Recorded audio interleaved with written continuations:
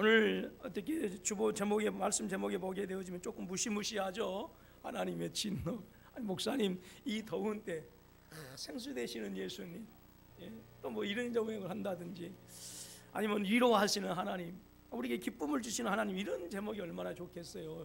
이렇게 할 수도 있겠지만 하나님의 진노가 여러분들에게 향하는 것이 아니라 죄에 대한 하나님의 진노이기 때문에 혹시라도 오해하지 마시고, 혹시라도 마음에 또 제목이 거부감 있을지라도 이 시간 말씀에 좀 집중해 주시기를 주님의 이름으로 부탁합니다. 우리는 이렇게 질문을 할 수가 있어요. 그냥 대속적인 죽음 없이 용서하시면 안 되나요? 라고 하는 것이죠. 우리 예수님께서 우리를 대신해서 십자가에서 형벌을 받으셨습니다. 아멘이시죠? 그래서 패션 오브 크라이스트라고 하는 이런 영화를 보게 되어지면 그 십자가에서 처참하게 죽어가시는 그 예수님의 그 마지막 모습을 우리가 보게 되어지는데요, 예수님은 행복한 죽음을 맞이한 게 아니에요. 정말로 말로 다 할 수 없는 고통과 비참함 가운데 죽으셨습니다. 그런데 우리를 대신하여 십자가에서 형벌을 받으셨다고 하는 이 대속적 죽음이 정말 복음에 있어서 가장 중요한 기초가 되는 것이고 출발점이다라고 하는 거예요. 그래서 이 대속적 죽음에 대한 신앙과 확신이 없으면 여러분, 우리의 신앙은요 전부 다 헛된 것이 되어질 수밖에 없습니다. 그런데 이 지점에서 우리가 한 가지 의문이 생길 수 있어요. 아니, 우리를 구원하시기 위해서 꼭 예수님께서 십자가에서 죽으셔야 했는가라고 하는 거예요. 사랑이 풍성하시다고 하셨는데 하나님께서는, 근데 이 사랑이 풍성하시는 하나님께서 자기 아들을 십자가에 죽으면서까지 그 구원의 길을 선택하셔야 했는가? 얼마든지 다른 방법이 있지 않겠어요? 예수님께서 오셔서 우리 악수 한번 할까? 좀 안아주고 허그하고 이렇게 해주면, 그래서 당신이 악수해 준 사람, 당신이 허그해 준 사람, 껴안아준 사람, 이렇게 해서 구원받으면 얼마나 그 구원이 부드럽고 아름답고 거부감이 없어요. 그랬으면 좋겠죠. 그냥 선택하신 자들을 그냥 용서하시고 구원해 주시면 안 되었느냐, 안 되겠느냐라고 하는 것이죠. 근데 여기에서만 그치는 게 아니라 더 나아가는 사람들도 있어요. 하나님은 사랑이 하나님이시기 때문에 믿든지 안 믿든지 다 용서해 주실 것이다라고 하는 이 극단적인 생각까지 하시는 분들도 있습니다. 그래서 이렇게 얘기하는 사람들에게 11세기 그 캔터베리의 대주교였던 안셀름이라고 하는 아주 교회사에 있어서 큰 공헌을 하신 분이 계십니다. 이런 질문과 의문에 대해서 아직도 죄의 심각성과 죄의 결과의 엄중함에 대해서 모른다. 그러니까 하나님께서 사랑하신다고 한다면 그냥 용서해 주시면 되는 것이고, 뭐 예수님의 십자가의 죽음 없이, 그런 비참한 죽음 없이 그냥 악수해 주고 허그해 주어서 정말 부드럽게 모든 사람들이 공감하게 정말 이렇게 구원해 주면 얼마나 좋을까라고 하는 이런 사람들에게, 그 사람들은 죄가 얼마나 무서운 것인가, 그리고 그 죄의 결과가 얼마나 무서운 결과를 가지고 오는가, 그 죄의 결과의 엄중함에 대해서 모르기 때문이다라고 그렇게 얘기했어요. 여러분, 이것뿐만이 아닙니다. 죄의 심각성을 모른다고 한다면, 그러니까 죄가 얼마나 심각하고 무섭고, 그리고 죄의 결과로 말미암는 것이 얼마나 무서운 그런 심판을 가지고 온가라고 하는 이 결과의 엄중함에 대해서 모른다고 한다면 하나님의 거룩함에 대해서도 알 수 없다라고 하는 거예요. 여러분, 죄가 왜 심각할까요? 그거 한번 생각해 보셔도 왜 죄가 심각할까요?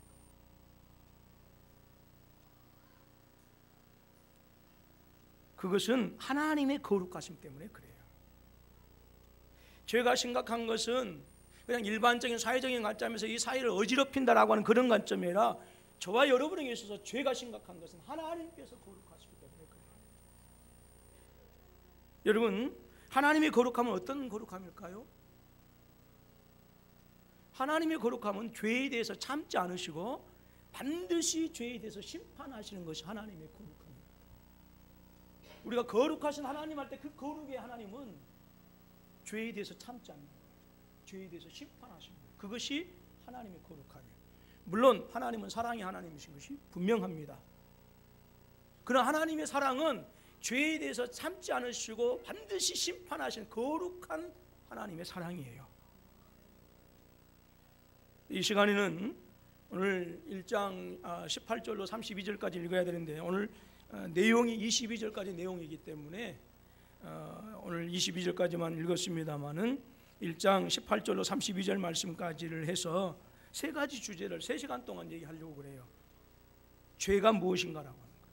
죄가 무엇인가, 그리고 죄의 결과가 무엇인가, 죄를 지었는데 그 죄의 결과가 무엇인가, 그리고 이 죄에 대한 하나님의 진노를 우리가 어떻게 이해할 것인가라고 하는 이 세 가지 주제를 가지고 앞으로 3시간 동안 여러분들과 함께 은혜를 나누고자 합니다. 이 시간은 첫 번째로 죄가 무엇이냐라고 하는 거예요.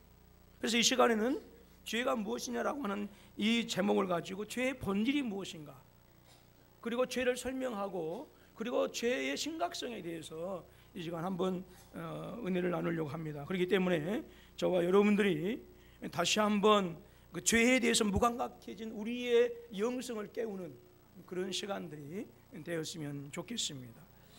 여러분, 로마서 1장 21절로 23절 말씀 우리 다 같이 한번 읽어보도록 할까요? 시작. 하나님을 알되 하나님을 영화롭게도 아니하며 감사하지도 아니하고 오히려 그 생각이 허망하여지며 미련한 마음이 어두워졌나니 스스로 지혜있다나 어리석게 되어 썩어지지 아니하는 하나님의 영광을 썩어질 사람과 새와 짐승과 기어다니는 동물 모양의 우상으로 바꾸었느니라 그랬어요. 로마서 1장 21절로 23절 말씀에서 죄의 본질이 무엇이냐라고 하는 것을 우리에게 얘기해 주는데요. 무엇입니까? 죄의 본질은 하나님을 영화롭게도 하지 않는 거예요. 그리고 감사하지도 않고, 그래서 하나님의 영광을 썩어질 것으로 바꿔버리는 것이 죄다라고 그렇게 얘기를 해요. 그런데 우리는 보통 이 죄를 얘기했을 때 윤리적인 차원, 도덕적인 차원, 법적인 차원, 이런 것을, 이런 관점에서, 그러니까 윤리적이고 도덕적이고 법적인 관점에서 죄에 접근하려고 그래요. 그런데 이러한 그 접근 방식은 대단히 문제가 있을 수밖에 없습니다. 왜냐하면 윤리나 도덕이나 법이라고 하는 것은 문화와 지역, 그리고 시대, 공간의 어떤 그 장소에 따라서 달라질 수밖에 없는 상대적인 관점입니다. 문화 같은 경우는 또 그러죠. 에스키모인들은 할아버지하고 손자가 같이 맞담배를 핀답니다. 그래서 손자야, 너도 담배 하나 펴라. 그리고 어떤 그 사람들은 자기의 가장 친한 친구가 오게 되어지면 자기의 아내를 같이 잠들게 하는, 도저히 우리는 이해할 수 없죠. 받아들일 수 없죠. 표정들이 왜 그래요? 그런데 그 사람들은 그게 예의예요. 그러니까 문화나 그 다음에 윤리적인 어떤 이런 그 관점, 법적인 관점은 상대적이다라고 하는 것이죠. 그렇기 때문에 이런 차원에서 죄를 논하게 되어지면 절대적인 기준이 없어져 버리고 말아요. 절대적인 기준이 없어져 버리고 말합니다. 어떤 때는요, 때리는 것이 분명 좋지 않아요. 그런데 성경은 초달질도 하라고 그랬어요. 그리고 어떤 때는 정말 거짓말 해서는 안 되잖아요. 그런데 어떤 때는 거짓말이 필요할 때가 있어요. 너무너무 아기를 낳았는데 그 아기가 못 낳은 거예요. 엄마 앞에서 정말 아기 못 낳게 낳네요 라고 이렇게 하면 그 다음 주에 시험 들어서 이제, 그러니까 참 못 낳았어도 어떻게 해야 되냐면, 차마 이쁜 소리는 못하지만 아이 정말 기니 있네요 이렇게 얘기해 줘야 돼. 기니 무슨 말씀인지 아세요? 모르면 넘어가시게요. 그러니까 정말 그 뭡니까, 어쩔 수 없어서 하는 어떤 그 우리 인간의 한계죠. 거짓말 해야 될 때가 있어요. 이런 것들이 절대적인 기준이 아닌 모두 상대적인 관점이다라고 하는 것입니다. 그래서 어떤 것이 선이냐라고 하는 그것은 뭐예요? 당시의 윤리적 수준에 의해서도 결정이 되어져요. 당시의 윤리적인 수준. 그 다음에 당시 사람들이 살아가는 그 사회적인 그 합의에 의해서 어떤 것은 선이고 어떤 것은 악이다라고 결정이 되어져요. 요즘 많은 국회의원들이 어떤 그 소수자의 뭐 인권 침해도 무엇이다 해가지고 그 동성애를 입법화시키려고 이렇게 하잖아요. 합법화시키고. 근데 과거에는 동성애는 도대체 이건 죄악 중에 죄악이었거든요. 그런데 지금은 그것을 반대한다라고 하면 인권을 차별한다 해가지고 그것을 오히려 이제 합법화시키고 입법화시키려고 해요. 이건 절대 안 되는 것이죠. 근데 이런 것이 무엇을 얘기하느냐? 이젠 전에는 동성애는 죄였지만 이제는 사회적인 합의에 의해서 그것이 뭐가 시킨다? 이제 합법화 시키는 거예요. 여러분 이거 기도하시기 바랍니다. 동성애가 합법화 되어지면 이것을 지금 강단에서 지금 동성애가 죄악이다라고 하는 것 자체가 뭐가 돼요? 차별이 되어지기 때문에 저는 벌금 내야 되고요. 그리고 심지어는 감옥에도 가야 돼요. 그리고 동성애자들이 목사님 와서 줄에 좀 서주세요라고 하면 저는 안 됩니다라고 하는데 그것 자체도 허용이 안 되는 거예요. 그러니까 울며 겨자 먹기 식으로 동성애자가 와서 결혼은 줄에서 해달라고 하면 줄에 해줘야 되고요. 내 아들 딸들에게 동성애가 죄입니다라고 그것을 가르치지 못하게 되어 있어요. 그러니까 여러분 기도하시기 바랍니다. 예. 그래서 이런 그 윤리적인 수준이나 사회적 합의에 의해서 달라질 수 있기 때문에 죄를 지적하게 되어지면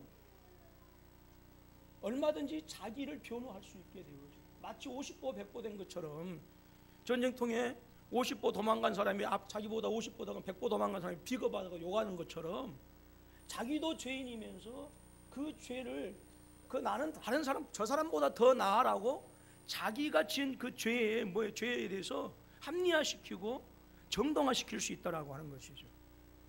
그래서 여러분 죄라고 하는 것은요 윤리적인 차원에서 법적인 차원에서 접근하면 안 된다라고 하는. 그 죄의 본질이 무엇이냐? 그것은 말씀드렸던 것처럼 21절 23절에서 하나님을 영화롭게도 아니하고 감사하지도 아니하고 그 생각이 허망하게 돼서 하나님의 영광을 썩어질 것으로 바꾸어 버린 것, 그것이 죄의 본질이고 이것이 죄의 핵심이에요.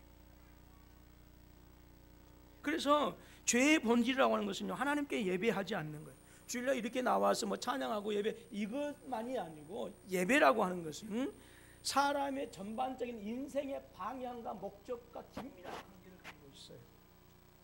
예배는 단순히 이렇게 의식적인 예배도 예배이지만 하나님께 예배하지 않는다라고 하는 그것의 그 예배는 우리가 살아가는 모든 인생의 전반적인 내 목표 방향하고 그것이 관련되어 있다라고 하는 것입니다.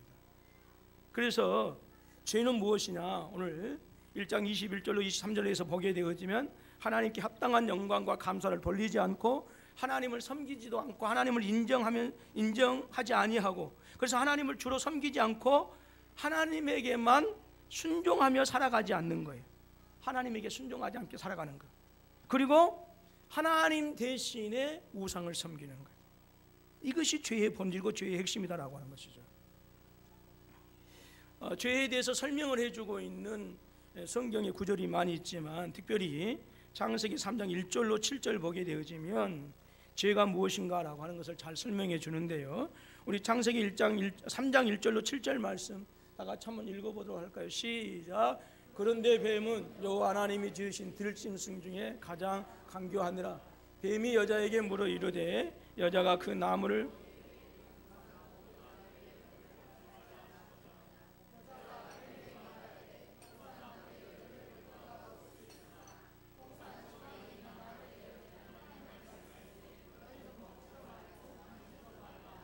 너희가 죽을까 하노라 하셨느니라. 뱀이 여자에게 이르되 너희가 결코 죽지 아니하리라. 너희가 그것을 먹는 날에는 너희 눈이 밝아져 하나님과 같이 되어 선악을 알 줄 하나님이 아심이니라. 여자가 그 나무를 본즉 먹음직도 하고 보암직도 하고 지혜롭게 할 만큼 탐스럽기도 한 나무인지라. 여자가 그 열매를 따먹고 자기와 함께 있는 남편에게도 주매 그도 먹은지라. 이에 그들의 눈이 밝아져 자기들이 벗은 줄을 알고 무화과 나무 잎을 여거 치마로 삼았더라. 아멘. 역시 오늘 이 창세기 3장 1절로 7절에서도 죄에 대해서 우리에게 설명해 주고 있는데 여기도 역시 윤리적인 접근이 어렵습니다. 왜 그렇습니까? 창세기 3장 1절로 7절 말씀 보게 되어지면 아담이 술에 취했다거나 그래가지고 에덴 동산을 완전 난장판 만든 것이 아니었어요. 막 하와하고 싸워가지고 가서 그냥 나무 다 베어 버리고 집어 던져 버리고 막 이렇게 한 것이 아니었거든요. 막 뒤집어 엎어버린 것이 아니었어요. 아담과 하와가 지은 죄는 아주 간단합니다. 뭐여서 그냥 과일 하나 따먹었어요. 그러니까 에덴 동산을 철저하게 깨뜨리고 파괴시켜 버렸다고 한다면 그래 하나님한테 벌 받을 만하다라고 할 수가 있는데 기껏해야 과일 하나 따먹었어요. 근데 그 과일 하나 따먹은 것이 모든 인류를 지옥의 심판에 집어던질 정도로 그렇게 심각한 것이냐라고 하는 거예요. 여러분 혹시 법에 대해서 아시는 분 계세요?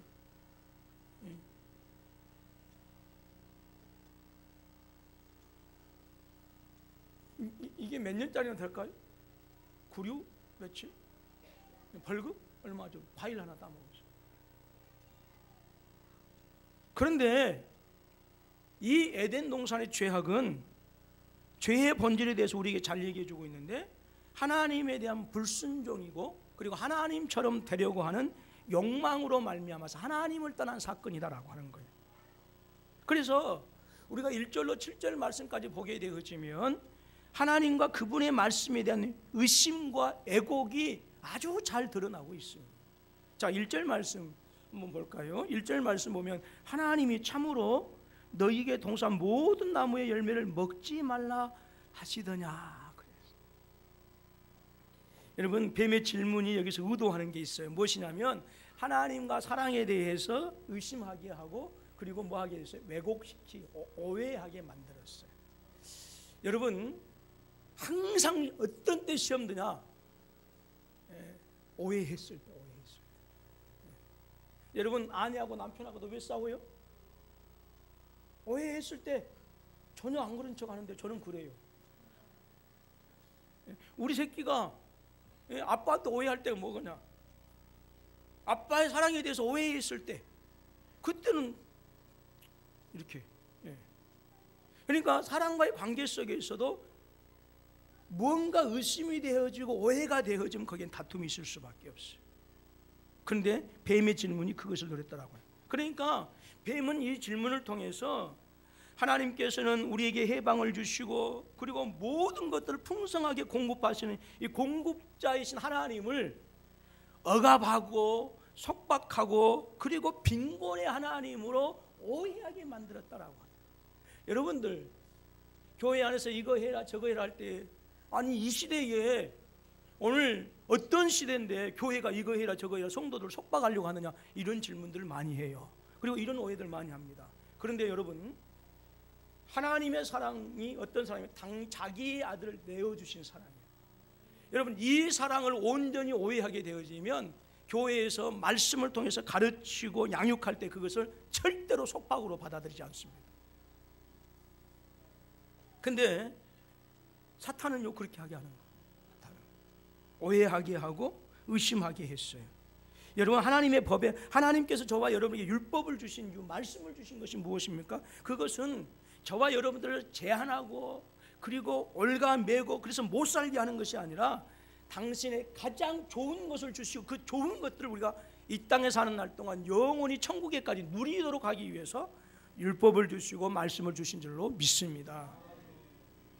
그래서 1절에 이렇게 질문할 때에 하와가 어떻게 대답합니까? 먹지도 말고 만지지도 말라 너희가 뭐 할까 하느라 죽을까 하느라. 얼핏 보면 하나님의 말씀과 그리 어긋나지 않죠. 그런데 이 하나님의 말씀과 그렇게 크게 어긋나지 않는 것처럼 보이지만 이 말씀 속에서 하와의 대답 속에서 하나님께서 자비로우시고 그래서 천지를 창조하시고 당신의 형상으로 저와 여러분들을 만드시고 지으시고 그래서 창조 세계를 마음껏 누리면서 복되게 살라고 하신 그 하나님의 자비로운 뜻이 잘 드러나지 않아요. 여러분 이거 분명하게 해야 합니다. 우리의 삶 속에서는 하나님의 은혜가 아름답게 나타날 수 있어야 돼요. 애매모호하면 안 돼요. 애매모호하면 믿지 않는 자들과의 관계 속에서 믿는 사람들과의 관계 속에서 우리의 삶의 모습에서는 우리의 대화는 항상 하나님의 은혜와 자비가 나타나도록 해야 돼요. 애매모호하면 안 돼요. 저 사람이 예수 믿는 사람인지 아닌지 분명하게 구분할 수 있어야 돼요. 우리의 대답을 통해서. 창세기 2장 16절로 17절에서 이렇게 말씀합니다. 여호와 하나님이 그 사람에게 명하여 이르시되 동산 각종 나무의 열매는 내가 임의로 먹되. 그러니까 이게 무슨 말씀이냐? 하나님은 좋은 거 숨겨놓으신 것이 아니고 동산에 있는 그 중앙에 있는 선악을 알게 하는 가지 그것만 빼놓고 네 실컷 뱉어지게 먹어도 괜찮다. 근데 지금 사단과 이 뱀과 이 하와의 질문 속에서 이러한 풍성하신 하나님의 은혜가 전혀 나타나지 않아요. 오히려 의심하게 만들어요. 그리고 그 하나님의 사랑을 왜곡하게 만들어버렸어요. 그리고 더 나아가서는 하나님을 향해서 대적하게 하고, 그리고 죄악된 욕망을 가지게, 소망하게 합니다. 4절 말씀 보니까 결코 죽지 아니하리라. 5절에서 계속합니다. 너희가 그것을 먹는 날에 너희 눈이 밝아져 하나님과 같이 되어라고 했어요. 사탄은 하나님의 뜻과 선을 오해하게 함으로 말미암아서 하나님의 뜻에 대해서 하나님에게 대적하게 하고, 그리고 창조주의자 주권자이신 하나님을 거부하도록 만들어버렸어요. 그러니까 모든 시험이 그래요. 모든 시험이 주권자이신 하나님을 거부하게 하는 거예요. 하지만 사탄은 하나님의 말씀보다 악한 존재의 거짓된 약속을 믿고 성취 불가능한 것을 또 소망하게 만들어 주었어요. 그러니까 하나님과 같이 될 거야 라고 하는 것은 성취 불가능한 것이거든요. 근데 사단은 하나님을 대적하고 그 안에 강력한 죄의 욕망을 심어줌으로 말미암아서 성취 불가능한 죄에 대한 욕망을 가지고 하나님을 대적하게 만들었다라고 하는 것이죠. 그래서 인간은 이 사탄의 유혹에 넘어가서 스스로 하나님의 자리에 올라와서 어디 자신만을 위한 자기의 왕이 되어서 다스리는, 즉 하나님의 은혜로 살아가는 존재가 아니라 자기가 자기의 왕이 되어서 자기 마음대로 살아가는 그런 존재로 살아가려고 소망하게 되어진 것이고, 결국 이것은 하나님에 대한 불순종을 가지고 오게 되어지고, 이것은 하나님의 법을 어기는 죄악으로 빠져버리게 되었더라고요. 그래서 6절 말씀 보니까 여자가 그 열매를 따먹고 자기와 함께 있는 남편에게도 주매 그도 먹은지라 그랬어요. 왜 먹었을까요? 왜 따먹었을까요? 하나님처럼 되려고. 여러분, 그렇기 때문에 죄의 본질이 무엇이냐? 하나님처럼 되려고 하는 욕망이에요. 하나님처럼. 여러분의 자녀들에게 있어서, 우리 인생 자체에 대해서, 내 삶의 모든 모습에 있어서 하나님처럼 되게 하는 거예요. 즉 다른 것을 좀 바꾸어 좀 얘기하면 자기 마음대로 하나님의 뜻에, 하나님의 제한에 얽매이지 아니하고 자기 마음대로 자기 자신에게만큼은 자기가 하나님이 되어져서 자기 마음대로 살려고 하는 것, 이것이 죄의 본질이다라고 하는 거예요. 왜 사람이 하나님의 법을 어기게 되는 것일까요? 자기가 하나님이 되어지면, 또 자기가 하나님이라고 생각되면, 자기가 하나님이 되고자 한다면 하나님의 모든 법에서 벗어날 수가 있기 때문에 그렇습니다.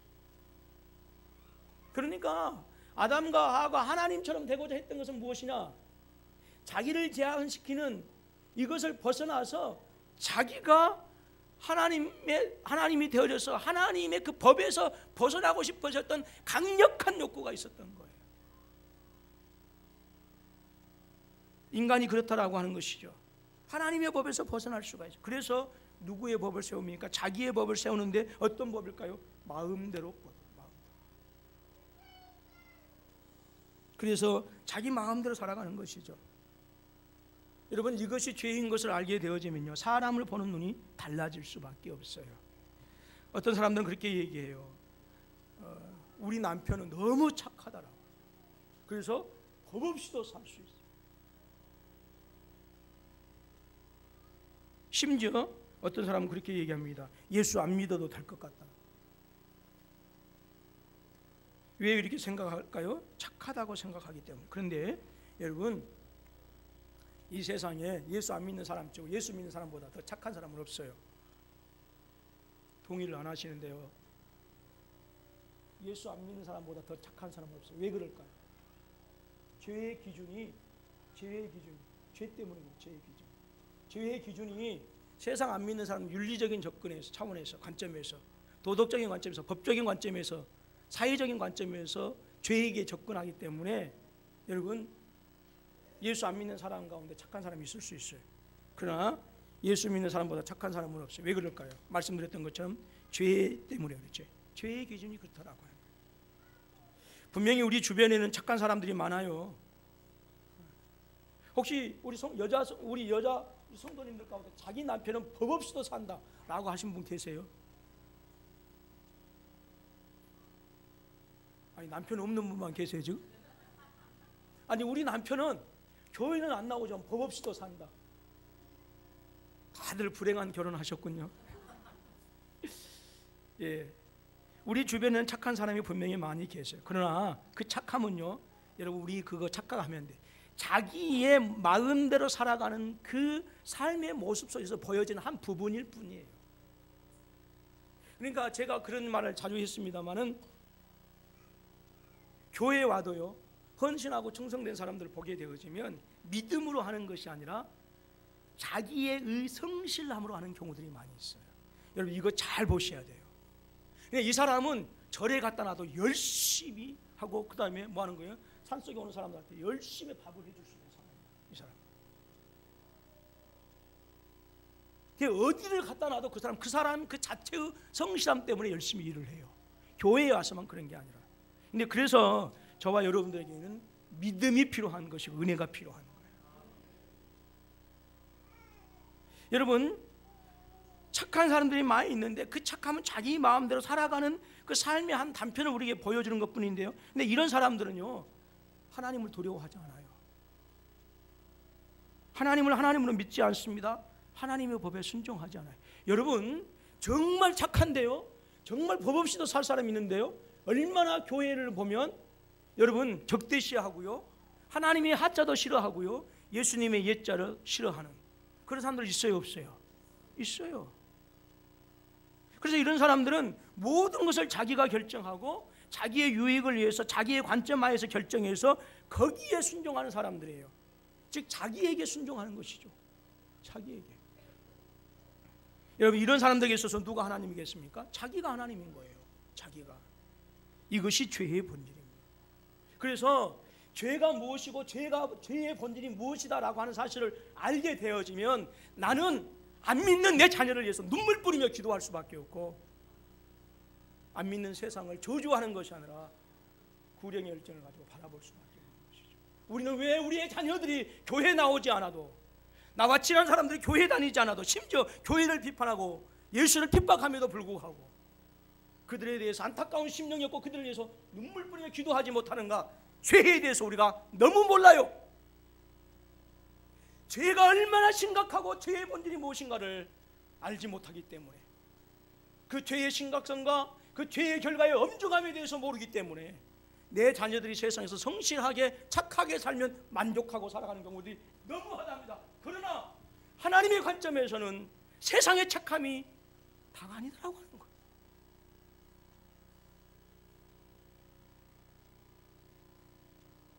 여러분, 주의 보세요. 착한 사람이라고 생각했는데 그 사람 예수 믿어보세요. 나는 죄인입니다. 나는 죄인입니다. 얼마나 탄식하며 울지 모르겠어요. 아니, 저 사람이 죄 짓고 산 적이 없는데 주님께 나와서 주님을 만나게 되어지면 나는 죄인입니다. 자, 전우자고 돌아보시면서 다 끝나갑니다. 다시 한번요. 전우자고 돌아보시면서 다 끝나갑니다. 그러나 아직 멀었습니다. 여러분, 그래서 우리는 죄의 심각성을 알아야 돼요. 죄의 심각성을. 왜 죄가 심각하냐? 예, 한번 읽어볼까요? 잠 깨기 위해서. 시작. 가장 크고 첫째 되는 계명을 어기는 거예요. 창조주 하나님에 대한 범죄입니다. 마태복음 22장 37절 38절에서 이렇게 말씀합니다. 예수께서 이르시되 내 마음을 다하고 목숨을 다하고 뜻을 다하여 주 너희 하나님을 사랑하라. 이것이 크고 첫째 되는 계명이요. 그랬어요. 여러분, 어떤 일반적인 죄보다도 마음을 다하고 목숨을 다해서 하나님을 사랑하지 않는 것이 죄인 줄로 아실 수 있기를 주님의 이름으로 축원합니다. 여러분, 그래서 예수 믿지 않는 것, 하나님을 예배하지 않는 것, 그 예배라고 하는 것이 우리 인생의 전반적인 부분에 있어서 삶의 목적, 그 방향이라고 얘기했습니다마는 우리가 분명히 알아야 될 것이 있어요.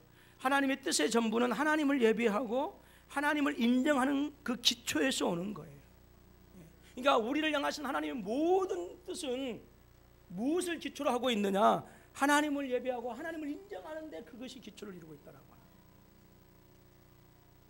여러분, 하나님의 뜻에 불순종하는 죄는 그 크기나 성격에 상관없이 하나님에 대한 범죄이기 때문에 일반적인 범죄보다 가장 크고 심각한 거예요. 우리의 모든 인간의 모든 죄는요 다 하나님을 대적하는 거예요. 하나님을 대적하는. 여러분, 이렇게 생각하면 돼요. 세상의 법으로 따지면, 윤리적인 따지면 뭐 중죄가 있고 경범죄가 있고 이렇게 하죠. 죄의 경중을 따집니다. 그런데 하나님에게 있어서는 어떠한 죄든지 그것은 심각한 그 잘못 죄악이고, 그것이 예수 그리스도 십자가에 못 박는 이유가 되어졌던 거예요. 왜 이렇게 죄가 심각하냐? 그것은 거룩하신 하나님, 우리 하나님은 영원하신 하나님이시기 때문에 그래요. 여러분, 제가 지금 뭐 10년도 넘은 것 같습니다. 갑자기 이 말씀을 전하면서 생각이 나는 기사가 있는데, 자세히는 안 납니다만, 유럽의 스위스인지 핀란드인지 그 나라들 가운데서 국회의원에 해당되는 지위에 있는 사람이 불과 몇만 원의 뇌물을 받았어요. 그래서 그 직위에서 물러났습니다. 근데 여러분, 우리가 저쪽 핀란드나 스위스나 저쪽 북유럽 쪽은 얼마나 여러분 그 사회 그 어떤 그런 사회 보장제도 잘 돼 있지만 여러분 깨끗한 나라입니까? 법적으로. 그러니까 우리나라에서 물론 김영란법이 생겼습니다만은 우리나라에서 국회의원이 몇만 원 받았어요? 여러분, 국회의원직 상실된다? 아니잖아요. 예. 요즘 국회의원직 당선이 무효가 되려면 얼마가 받아야 됩니까? 얼마 전에 그 자유한국당 김진태 의원이 90만 원 뭐 이렇게 해가지고 나와서 벌금 나와서 이제 뭐 했습니다만은, 여러분, 국회의원들이 몇만 원 받아가지고 의원직을 상실한다? 우리나라에서는 있을 수가 없어요. 그런데 공의로운 나라, 정의로운 나라, 법이 잘 집행된 나라일수록 그것이 아무리 하찮은 것이 할지라도 그것이 사회의 큰 이슈가 되어지는 거예요. 그러나 공의롭지 못하고 정의롭지 못하고 법이 제대로 적용되지 않는 사회에서는 아무리 큰 죄라 하더라도 넘어가요. 예? 그냥 물타기 하고 넘어가요. 바로 그러는 거예요. 왜 우리는 정말 가볍다고 하는 죄, 왜 우리는 그것이 정말 사소한 죄라고 생각하는데 그것이 하나님에게 있어서는 무시무시한 죄가 되어지는가? 바로 그만큼 하나님이 거룩하시고 영광스럽기 때문에 그렇다라고 하는 거예요. 그래서 영원한 죽음이, 영원한 형벌이 나올 수밖에 없는 것입니다. 또한 제가 심각한 것은 자기 중심성이에요. 무엇입니까? 하나님 대신해서 우상을 섬기는 것이죠. 근데 결국 이 우상은 자기 존재를 위한 존재가 되어져. 그러니까 다른 말로 하면 하나님 대신에 자신을 섬기는 거예요. 제가 심각한 것은 하나님을 섬기지 않고 나를 우상으로 섬기게 하는 것이죠. 자, 디모데후서 3장 2절입니다. 시작.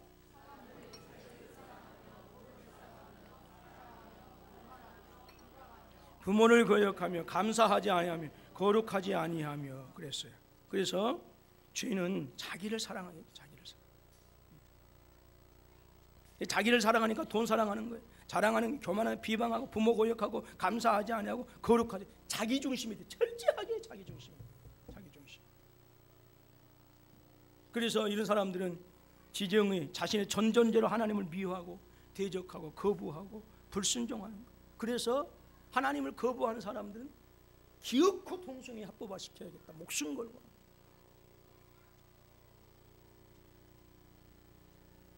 그래서 이런 사람들은요, 창조주로부터 떨어나가서 소위 말해서 셀프 인디펜던스, 자기 독립을 외치려고 하는, 나는 하나님 없이 나 혼자서 살겠습니다. 요즘 여러분 서점을 가 보십시오. 전부 다 자기 개발에 대한 책이 정말로 많이 팔리고 있어요. 근데 그 자기 개발의 핵심이 무엇이냐? 나는 될 수 있다예요. 될 수 있다. 나 혼자서 스스로 얼마든지 될 수 있다라고 하는, 나는 할 수 있다라고. 하나님 없이도, 주위에 누구 상관없이 내 자신 혼자만으로 얼마든지 이룰 수 있다라고 하는 것이 핵심입니다.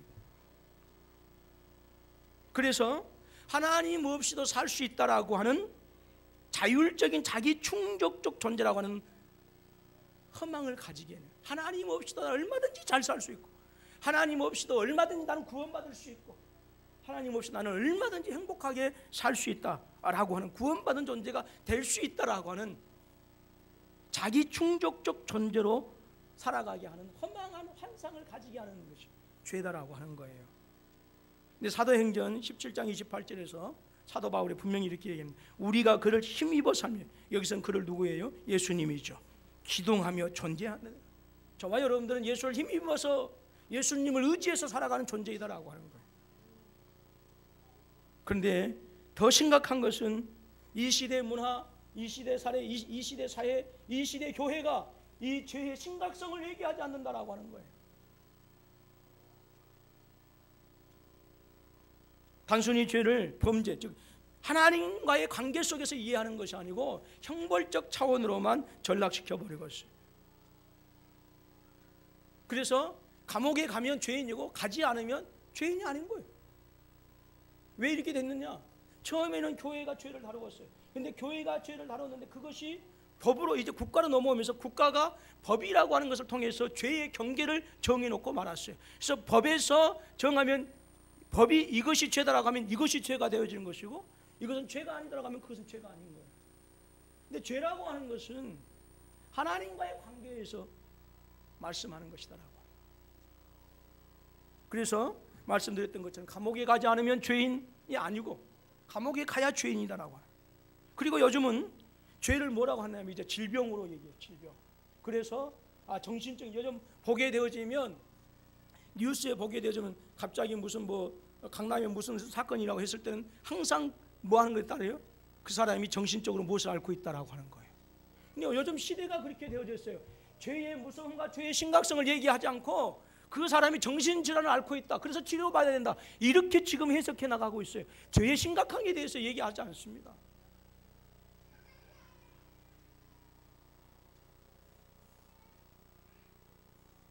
그래서 형벌도 뭘로 대체해버리고 말았어요? 치료로 대체해버리고 말았어요. 여러분, 이것이 지금 이 사회에서 일어나고 있는 죄의 심각성을 얘기하지 않고, 심지어 교회마저도 죄의 심각성에 대해서 얘기하지 않습니다. 그리고 죄를 지은 사람들도 이 사회가 부조리하고 불공평하고 그래서 내가 어쩔 수 없이 그렇게 했어 라고 하면서 자신의 죄성을, 자신의 죄를 자기가 책임지려고 하는 것이 아니라 이 사회 누구에게인가는 그 책임을 전가시켜 버려요. 그러니까 개인이든지 사회이든지 간에 교회이든지 간에 이 시대에 정말 심각한 문제가 뭐냐? 죄를 죄로 인정하지 않는 거예요. 그 죄의 심각성을 감추고 있는 거예요. 그렇기 때문에 정말 오늘 저와 여러분들 이 시대에 죄가 무엇인지를 분명히 알아야 됩니다. 그래야 우리가 얼마나 큰 죄인인가를 알게 되어지고, 죄의 심각성을 분명히 알아야 우리가 하나님으로부터 얼마나 멀어져 있는가를 알게 되어지는 것이고, 죄의 심각성을, 본질, 그 정체를 바로 알아야 왜 나에게 예수 그리스도가 필요한 것인가 라고 하는 것을 바로 알게 되어지고, 그 죄의 심각성과 그 죄의 엄중함을 우리가 알게 되어질 때에 예수 그리스도로 말미암아 구원받은 그 은혜가 얼마나 놀랍고 크고 무진장한 것인가를 비로소 알게 되어요.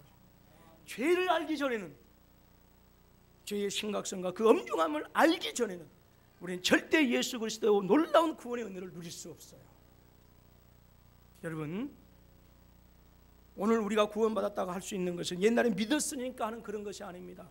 오늘 내가 구원받았다고 하는 것은 오늘 또 십자가의 은총으로 하나님께서 그 은혜를 우리에게 베풀어 주셨기 때문에, 오늘 내 죄가 사함받았기 때문에 오늘 내가 구원받아서 살아가고 있는 거예요.